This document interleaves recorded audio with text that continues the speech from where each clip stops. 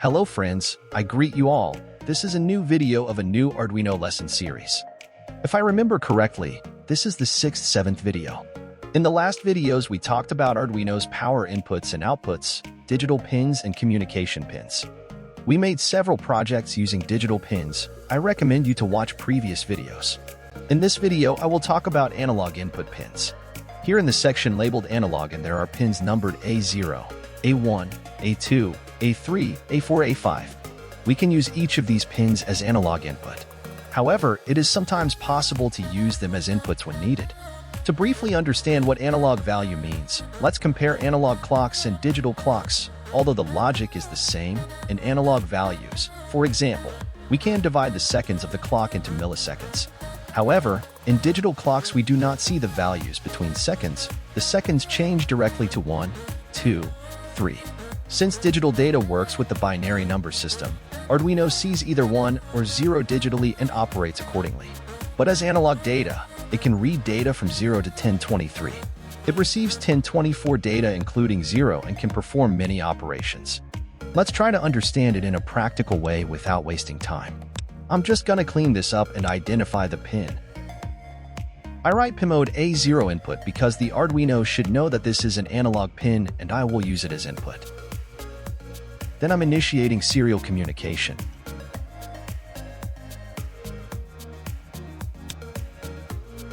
And inside the void loop I specify that I have a value called analog value and that it is equal to the value on pin A0. Look, I'm not writing digital read here, I'm writing analog read.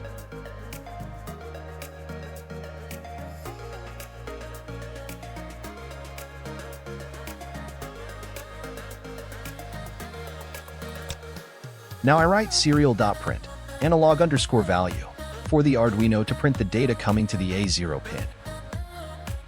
Let's take a look at what we will use in the circuit. I have Arduino Uno or 3 in connection cable. 1 potentiometer, it doesn't matter what value. I have 10K. 3 resistors of different values. Their value is not important for this circuit. They can be of any value. 1 10K ohm pull-down resistor. 3 buttons, 4 legs or 2 legs, it doesn't matter. Breadboard and connection cables. I will build this circuit in the picture. It is an easy circuit. If you want, you can stop the video and install the circuit by looking at the picture. As usual, I connect the red wire to 5 volts and the black to GND. I chose the green wire for the A0 pin. As I hold it in my hand, I will connect it to the legs of the potentiometer. The Arduino will read the incoming data from the green wire, that is, from the middle leg. It does not matter whether the red and black wires are on the right or left. Yes, we can upload the code and try it now.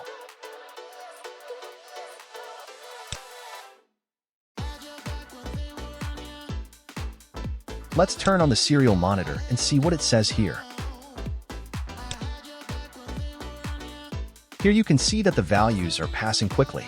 We can't understand these numbers because they are passing very fast and they are next to each other. So I add ln to write the numbers one after the other and I add some delay. I think 200 milliliters of second delay is enough. Let's load the code again.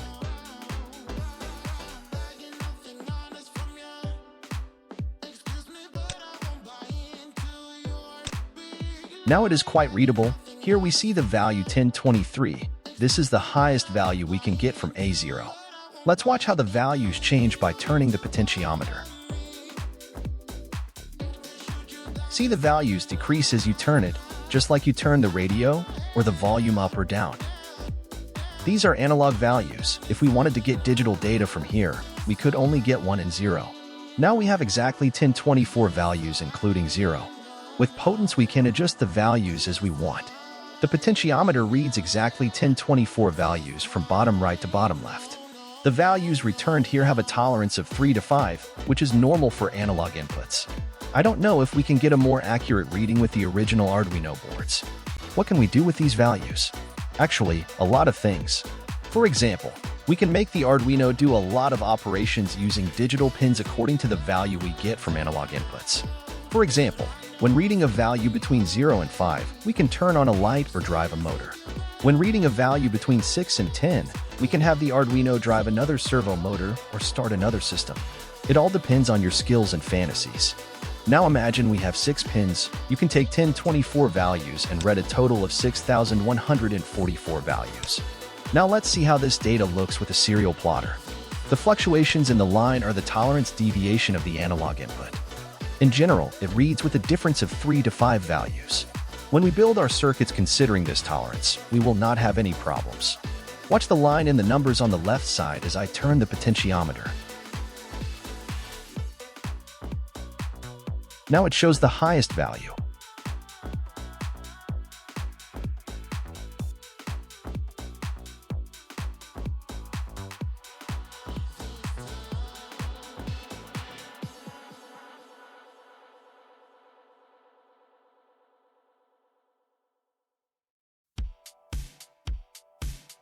I turned it a little bit and it stabilized at 995, 998.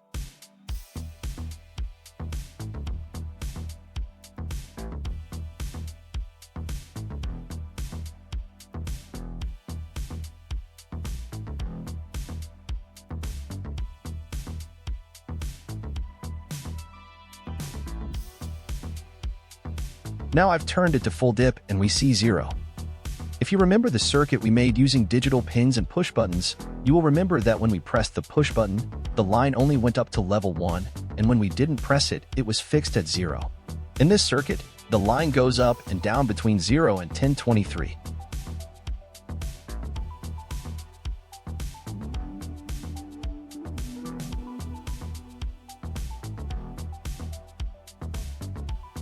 Look, you don't see this kind of wave in a digital value. You only see a square rise and fall.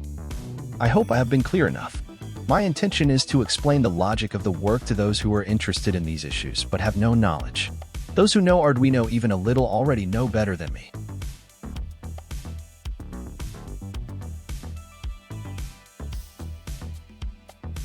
Notice that I did not use a pull-down resistor in this circuit. There is no need here because one leg of the potentiometer is already connected to GND. In the circuit I will build with buttons I need to use. Now let's build that circuit and see how it works. I connect 5 volts in GND, i.e. red and black wire to the plus and minus line of the breadboard. Now you will see the circuit diagram. The values of the resistors next to each other are not important. The following is a pull-down resistor of 10 k ohms. I place the 3 buttons side by side so that the upper and lower legs do not touch each other. We will use the same codes in this circuit. Nothing changes. Then I install resistors of different values on the legs to be connected to the plus.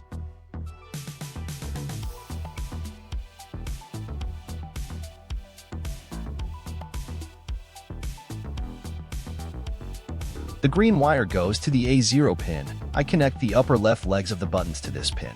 In this way, when each button is pressed, we will send a different voltage to the A0 pin. That is, a different analog value. Here we can connect more buttons to only one pin A0, A1, or A5. 3 buttons are enough for now. For now, I don't connect the pull-down resistor. Let's see how the Arduino reacts. Yes, we see a lot of numbers here, even though we are not pressing buttons. And when the button is pressed, these numbers mean nothing when printed.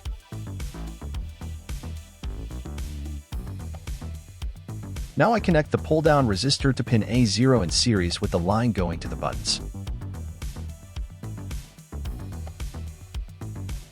As soon as I inserted the resistor, the values went to 0. Let's press a button.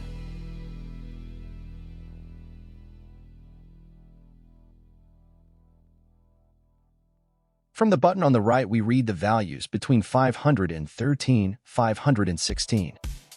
Let's press the second button. Look, when I take my hand away, the readings show exactly 0. The second button gives values between 5 and 10. The values you see here will change depending on the resistors you connect to the buttons. Let's take a look at the button on the left.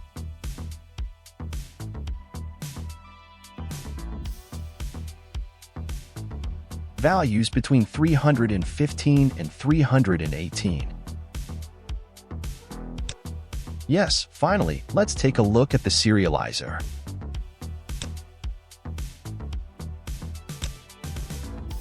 We see that the line is fixed at 0. When we press the button, the line will show the value given by that button. Serial plotter shows the same values as serial monitor. Yes, friends, I hope it was a useful, informative video. Thank you for watching.